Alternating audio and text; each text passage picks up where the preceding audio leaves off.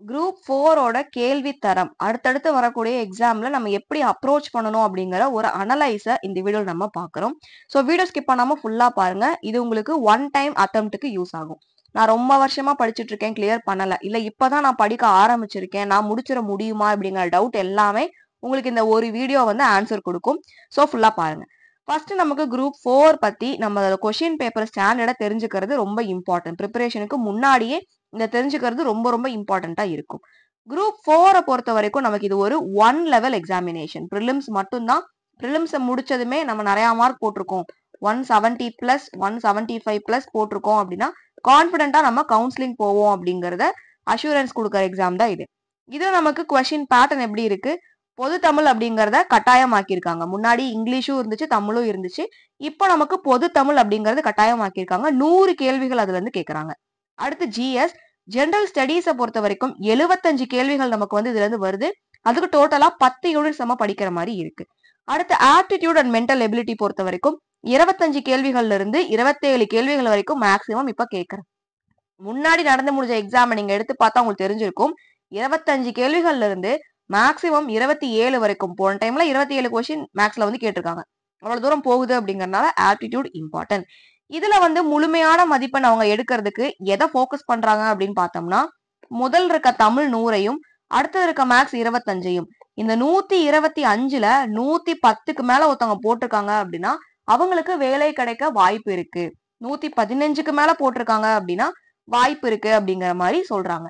ஏன் அப்படின்னு பாத்தீங்கன்னா இந்த ரெண்டுமே உங்களுக்கு வந்து ஸ்கூல் புக்ல இருந்து அப்படியே தான் வரப்போகுது.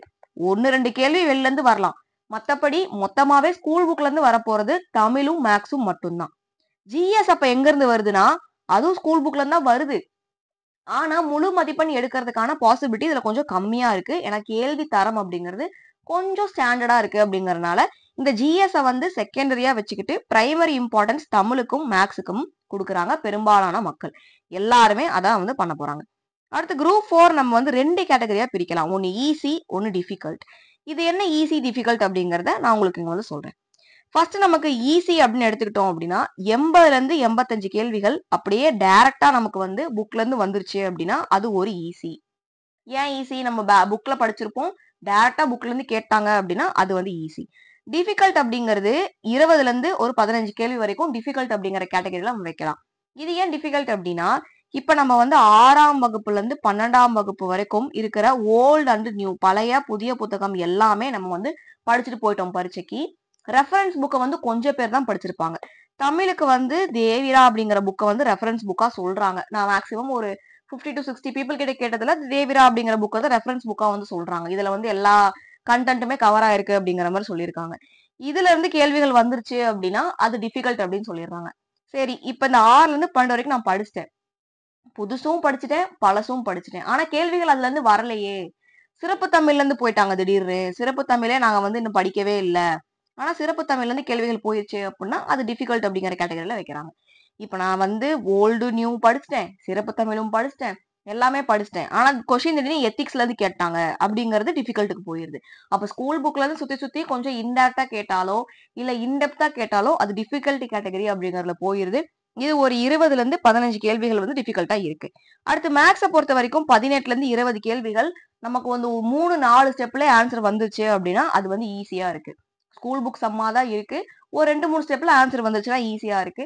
கொஞ்சம் 5-6 ஸ்டெப் போற மாதிரி இருக்கு, ஃபார்முலா நல்லா அவங்க கேட்டிருக்காங்க, கொஸ்டின் நல்லா பெருசா பேராகிராஃப் மாதிரி இருக்கு அப்படின்னா அது டிஃபிகல்ட் லெவல்ல ஒரு 5ல இருந்து 7 கேள்வி வரைக்கும் நம்ம எதிர்பார்க்கலாம். ஜிஎஸ் பொறுத்த வரைக்கும் ஸ்கூல் புக்கை தரவா படிச்சவங்க 50ல இருந்து 55 கேள்விகள் போட்டுருவாங்க. ஸ்கூல் புக்கை தாண்டி 1-2 கேள்விகள் போகலாம். இல்ல ஸ்கூல் புக்ல இருந்தே கான்செப்சுவலா டெப்தா அவங்க கேட்டுட்டாங்க அப்படின்னா அது 25ல இருந்து 20 கேள்விகள் வரைக்கும் நமக்கு வந்து டிஃபிகல்ட் அப்படிங்கிற கேட்டகரியில ஜிஎஸ் பொறுத்த வரைக்கும் இருக்கு. உங்களுக்கு இந்த ஓவரால் ஃப்ரேம் ஒர்க் புரிஞ்சிருக்கும் அப்படின்னு நினைக்கிறேன். ஸோ ஈஸி அப்படிங்கிறது ஸ்கூல் புக் வைஸ்ல நமக்கு ஜிஎஸ் எப்படி அப்படிங்கிறத சொல்லியிருந்தேன். ஜிஎஸ்ல வந்து நமக்கு இந்த குரூப் 4 பொறுத்த வரைக்கும் என்ன சொல்லியிருக்காங்க, எஸ்எஸ்எல்சி ஸ்டாண்டர்ட். எஸ்எஸ்எல்சி ஸ்டாண்டர்ட் அப்படின்னு சொல்லிட்டு பெருசா முன்னாடி கொடுத்துருக்காங்க.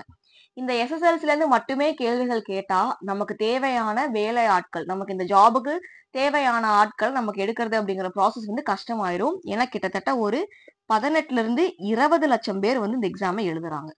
அப்ப 20 லட்சம் பேர்த்துல இருந்து ஒரு 6000 இருந்து ஒரு 7000 பேரை கழிக்கணும் அப்படின்னா அதுக்கு கொஸ்டின் பேப்பரோட தரம் வந்து கடினமா வச்சா மட்டும்தான் ஆட்களை வந்து நம்ம எடுக்க முடியும் அப்படிங்கறதுனால ஸ்டாண்டர்டை வருஷம் வருஷம் இம்ப்ரூவ் பண்ணிக்கிட்டே போறாங்க.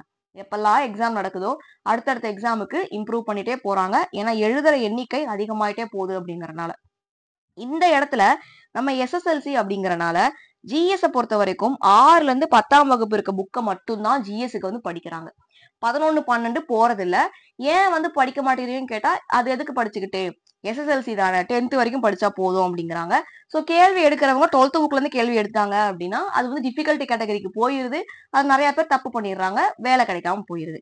முடிஞ்ச அளவுக்கு 6th இருந்து 10th வரைக்கும் இருக்கிற ஜிஎஸ் புக்ஸை படிச்சு முடிச்சிட்டீங்க அப்படின்னா 11th 12th முடிக்கிறதுக்கு ட்ரை பண்ணுங்க. ஏன்னா இப்போ கொஸ்டின்ஸ் வந்து அவங்க 11th 12th போக ஆரம்பிச்சிட்டாங்க. எஸ்எஸ்எல்சி அப்படிங்கறத தாண்டி போக ஆரம்பிச்சிட்டாங்க. இதை படிக்கிறது உங்களுக்கு வந்து சேஃப் ஜோனா இருக்கும். தமிழுக்கு நீங்க 6th இருந்து 12th வரைக்கும் படிச்சிடுறீங்க, ஆனா அதை ஜிஎஸ்க்கு பண்றது இல்ல. ஸோ முடிஞ்ச அளவுக்கு ஜிஎஸ்க்கும் 6th இருந்து 12th வரைக்கும் 6th இருந்து 10th வரைக்கும் படிச்சு முடிச்சு தெளிவா முடிச்சுட்டு 11th 12th படிக்கிறது அப்படிங்கிறது உங்களுக்கு 175+ கொஸ்டின்ஸ் போடுறதுக்கு ரொம்பவே எளிமையா இருக்கும்.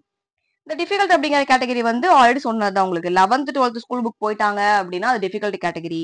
ஸ்கூல் புக்கை தாண்டி வெளியே கொஞ்சம் போயிட்டாங்க, ஒரு 2 கேள்வி வெளியே இருந்து கேட்டாங்கன்னா அது வந்து அவுட் ஆஃப் புக் வந்துருச்சுன்னா அது டிஃபிகல்ட்டான கேள்வியா மாறிடுது அப்படிங்கறத நீங்க பாத்துக்கோங்க.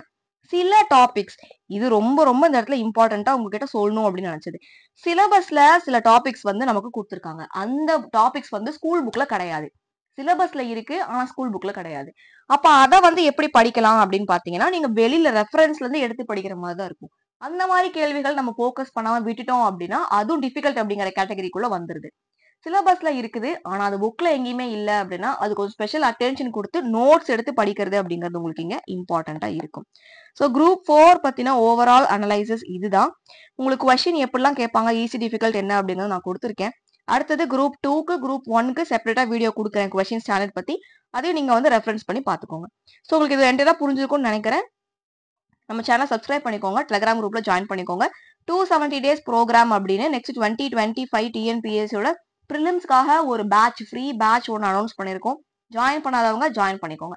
ஸோ டெலிகிராம்ல நீங்க ஜாயின் பண்ணிட்டீங்க அப்படின்னா உங்களுக்கு தேவையான மெட்டீரியல் பிடிஎஃப் அண்ட் டெஸ்டோட பிடிஎஃப் எல்லாமே நாங்க வந்து அப்டேட் பண்ணுவோம். டே டு டே அப்டேட் தெரிஞ்சுக்க டெலிகிராம் ஜாயின் பண்ணிக்கோங்க அண்ட் யூடியூப் சேனல்லையும் சப்ஸ்கிரைப் பண்ணிக்கோங்க. தேங்க்யூ.